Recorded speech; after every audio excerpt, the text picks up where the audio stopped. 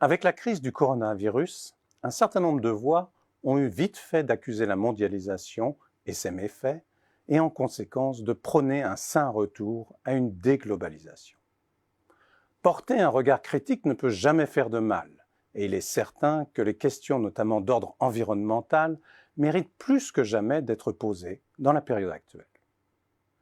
Mais avant toute chose, il peut être intéressant de se demander ce que ce mouvement de déglobalisation, s'il advenait, impliquerait pour l'industrie européenne.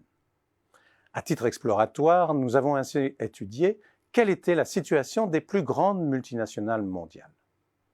Voici déjà quelques conclusions tirées de l'observation des 25 plus importantes entreprises selon le classement annuel de la revue Fortune.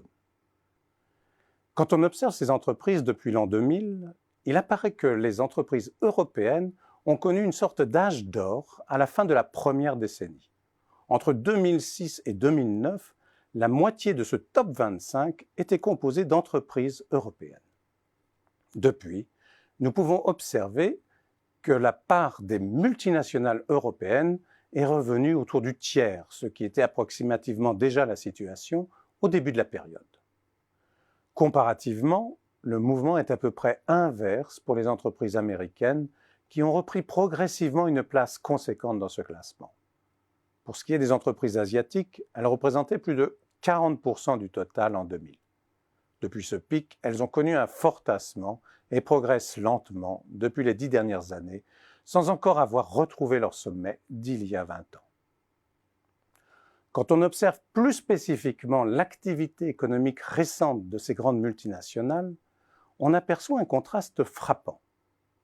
Sur la base des chiffres de 2019, on constate que les multinationales européennes réalisent presque 50% de leur chiffre d'affaires dans leur région d'origine et globalement environ 25% dans chacune des deux autres régions, Amérique et Asie. La situation est extrêmement contrastée avec les entreprises de ces deux autres régions. En effet, les entreprises américaines réalisent près de 75% de leur chiffre d'affaires dans leur région d'origine, contre 16% en Europe et moins de 10% en Asie. Quant aux entreprises asiatiques, c'est près de 80% de leurs revenus qu'elles réalisent dans leur région d'origine, pour 13% en Amérique et moins de 10% en Europe. Quelles leçons tirer de ces chiffres? Deux, au moins.